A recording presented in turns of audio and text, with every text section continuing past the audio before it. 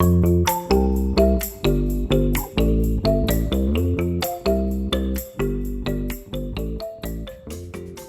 everyone, I'm Karen, aka the Warp Spinster. Welcome to my channel. I'm glad you're here. One of the things that I have been doing lately that's become my new passion in quilting is devising methods to help quilters who think they want to start designing their own quilts but aren't quite sure where to start and don't have the confidence they'll be able to do it. And facing a blank block grid, designing something from scratch can be intimidating, just like a blank page is intimidating for artists and authors. So I've been trying to come up with different ways to create a starting point and then a process from that starting point to develop your own quilt. So at 3 o'clock in the morning, a couple mornings ago, I woke up, which isn't unusual for an older person waking up in the middle of the night anymore. And I thought, well, let me think about ways that I can help people to design their own quilts. And I came up with a bit of a game. Now, a lot of times when I come up with something at 3 in the morning, I wake up later in the morning and it makes absolutely no sense. About half the time, it's maybe a good idea, and half the time I have no idea what I was thinking. So when I got up, I did write it down, and it's basically just taking elements that you already know, in a few cases blocks, but mostly just shapes like half square triangles and vertical lines, horizontal lines, and just semi-randomly putting them together into a block, and then putting that block into maybe a larger block where you can create secondary designs and then build a quilt. So it's an easy way. It takes the strain off your beliefs about your own creativity, shall we say. So I wasn't honestly sure whether or not it was going to work, but I thought, well, I'll give it a try. And this is what I came up with, and I love this quilt. So I thought, well, maybe there's some merit to this. And I want to share it with you today, not because I think it's the be-all and end-all, but because I think it might be a good idea, and I would love for you all to give it a try, or tell me whether you think it's going to work for you. Here's what I came up with when I did it, or made no sense to me. What do I do about this? So I'm just throwing it out there for you all to comment on, use if it helps you. If it does help you, please share what you have done. So let's get started on Sorry, I wasn't able to share that for you.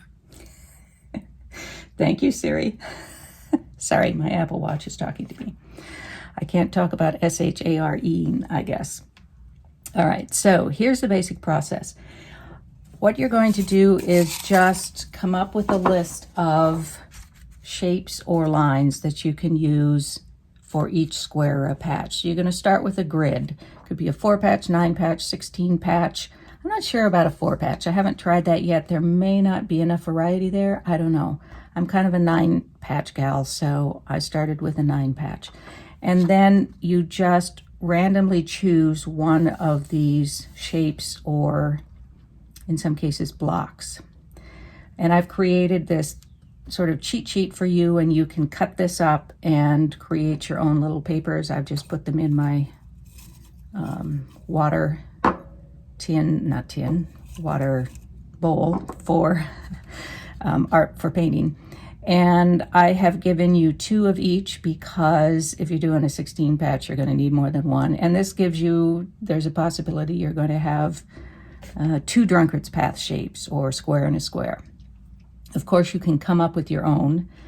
I would advise that they be pretty simple, either just shapes or lines, or a very simple block, not too complex a block, because remember, this is just going to be like 1/9 or 1/4 or 1/16 of a block. So unless you're making really large blocks, probably best to start out with easier, less complex shapes.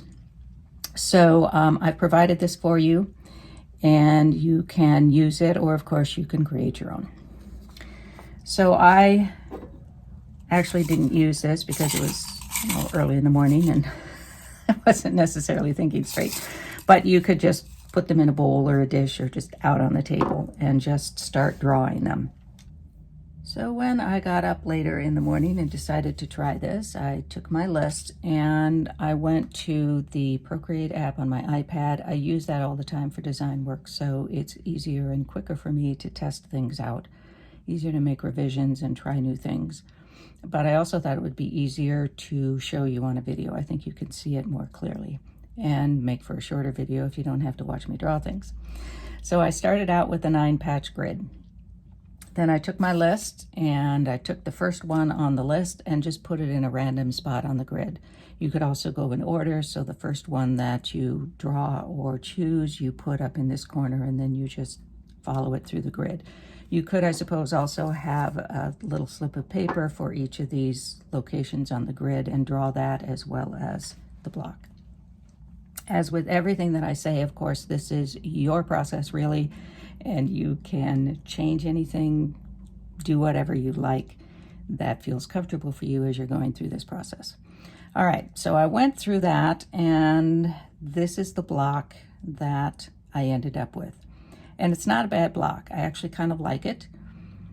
I don't know why I put this solid block in the corner. I should have known that the way I arrange blocks and do secondary designs, I probably wasn't going to like that, but that's where it ended up when I was doing random.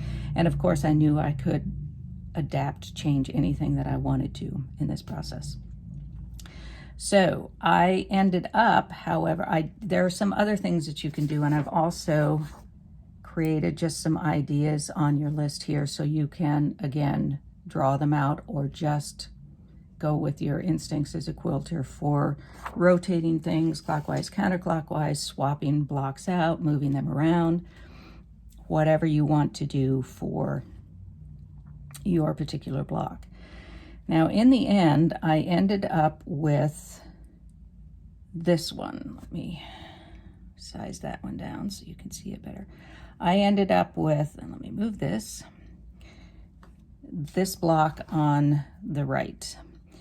And you can see that I moved the flying geese, and I changed this from this diagonal line, which is just sort of randomly across there, and changed it to essentially a half square triangle. And then I rotated the half square triangle, so I got that effect.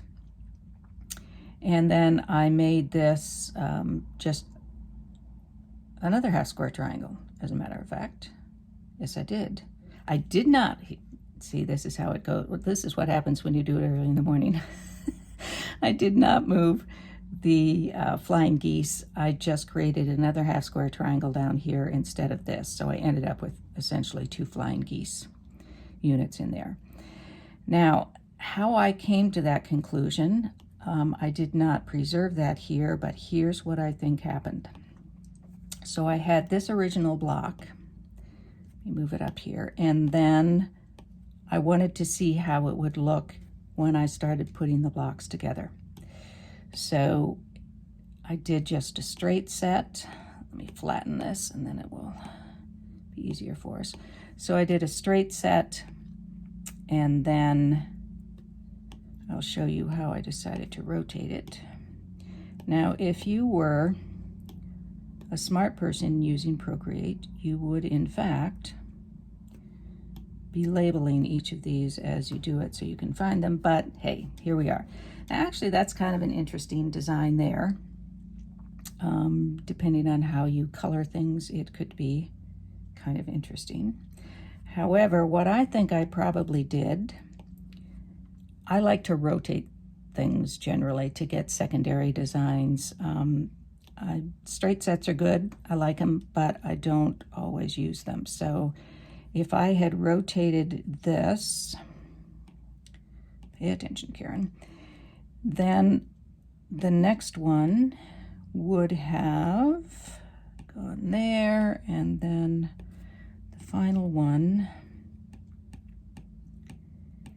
would have been there, and I would end up with this big square in the middle, which is kind of an interesting design actually, but not what I was looking for with this particular design.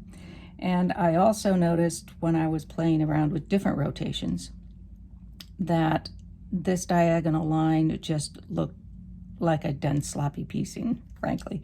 So I changed that to a half square triangle. And then I didn't want this center in there, so I changed that to another half square triangle. So just playing around with different rotations is how I came up with the fact that I wanted to change some things, but also that I wanted to change out, that I wanted to do the rotation on it. So anyway, I went through all of that, and then I ended up with this block, which you saw earlier, and then that became, let me try this again, that became this when I rotated it. So let's take a look at this. And it has this pinwheel effect, but it has also this sort of, it looks like a half arrow here to me, and this looks like an arrow with its point cut off. So I used that to do a coloring scheme. Let me just draw something over here so you can see what I was thinking. It's not gonna be the same color, but whatever. So on a new layer, yes, new layer, whoops, gotta change my pencil here.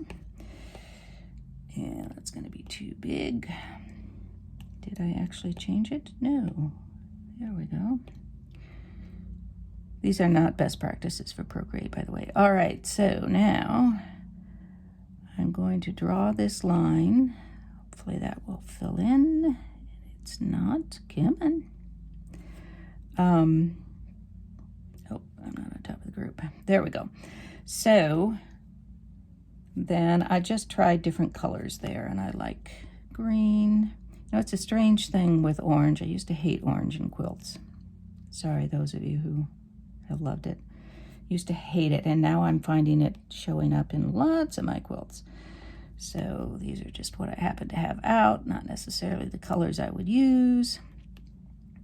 And so then that starts to create a secondary design there. This is one block right here. This is 4 blocks together, and then that's 16 blocks. So then I also wanted to do something with, let's just actually just leave that one a dark purple. So this looked like an arrow with the point cut off to me, but I wanted to emphasize that, not as background. So I think I ended up making it black, but for here, we'll just make it a really, really deep purple. And then it created kind of another point of interest there. So I just went through and tried different coloring schemes, different arrangements and rotations. And then I ended up with, whoops, take care of all these others here. I ended up with this. And the other thing that I did, because I had this black here, and I think black and white looks so cool with these brighter colors, I ended up thinking, you know, it would be kind of fun to have these corners in a stripe. And I was hoping that I could find fabric with the stripe so that I wouldn't have to piece all that. But I was willing to do that if I had to.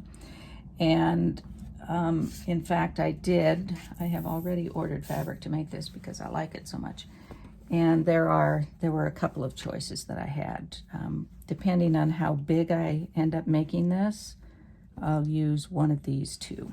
So I won't have to piece those corners. So anyway, that's basically how I did it. I started out with the 9 patch, just randomly chose some shapes and lines and randomly put them in that 9 patch grid, and then started playing with them. Made some duplicates and rotated them around, found something that I liked, and added color to it. So that's it for this process that I'm calling Soup to Nuts. Let me call up, see if I can, there we go.